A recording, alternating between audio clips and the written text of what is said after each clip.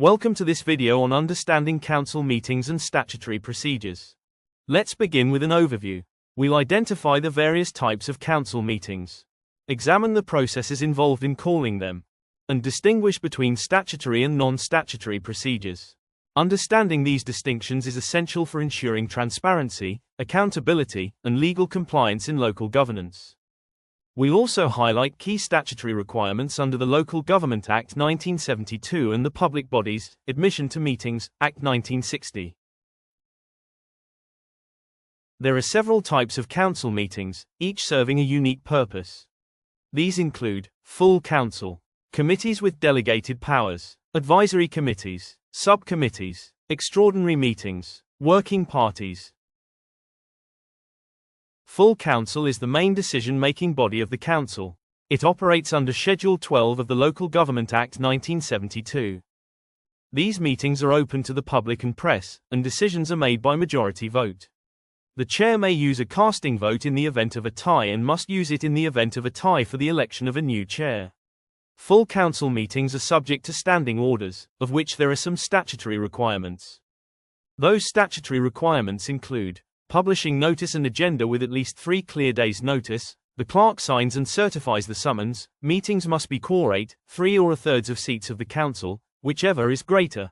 Electing a chair, and recording, approving and publishing minutes, even in draft form.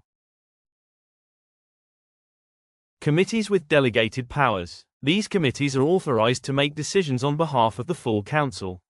They must have clear terms of reference that clearly define their powers to act and/or spend.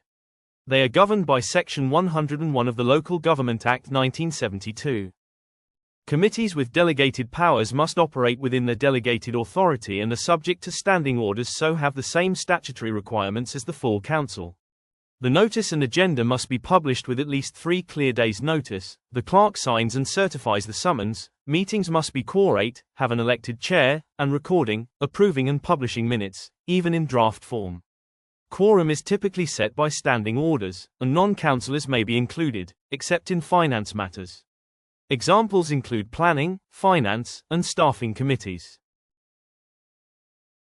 Advisory committees provide recommendations but do not make decisions. They must have defined terms of reference, and are subject to standing orders, much like committees with delegated powers.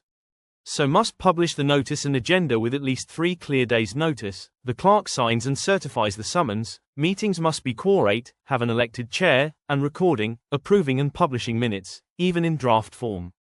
Non-councillors may also participate and are useful for community engagement and expert input. Subcommittees are smaller groups formed from main committees. They must also have terms of reference, and are governed by Section 102 of the Local Government Act 1972. They are subject to the same standing orders as full council meetings, committees with delegated powers and advisory committees. Extraordinary meetings are called to address urgent or specific matters that cannot wait for the next scheduled meeting. They are governed by Schedule 12, Paragraph 3 of the Local Government Act 1972.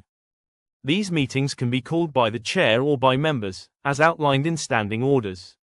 They are subject to the same standing orders as full council meetings, committees with delegated powers, advisory committees and subcommittees. They are typically focused on a single issue or a small number of urgent issues, to address urgent matters that arise between regular meetings, to respond to emergencies or unforeseen events, or when a decision is needed before the next scheduled meeting. Examples may include a planning application or staffing matters. Key statutory procedures include issuing notice and agenda with 3 clear days' notice. The clerk signs and certifies the summons. The press and public must be able to access meetings and have the right to record meetings should they wish. They do not have to ask for your permission. A lawfully convened meeting must be quorate, 3 or 1/3 of seats of the council, whichever is greater. Every meeting must have an elected chair. Without an elected chair, the meeting cannot continue. Voting procedures may include a show of hands and recorded votes may be requested. Meetings may be closed for sensitive matters. See video on handling confidential council business. Disqualification rules, such as the 6-month non-attendance rule under Section 85 of the Local Government Act 1972. If a councillor fails to attend a meeting, does not send their apologies, so no apologies can be accepted, or the Council does not accept the reason for absence for 6 consecutive months, they are automatically disqualified. Minutes should be published, even in drafted form, and are approved at the next Council meeting. Once approved, the Chair signs the minutes and they then become a legal document and a true record of Council proceedings. Working parties are informal groups created to explore specific issues or projects. They do not have decision-making powers, and are not subject to standing orders or statutory rules. They are often used for research, consultation, or drafting proposals, and may include both councillors and non-councillors. In summary, understanding the different types of council meetings and their statutory procedures is vital for effective governance. By following the correct legal frameworks and standing orders, councils can ensure transparency, accountability, and informed decision-making. Thank you for watching.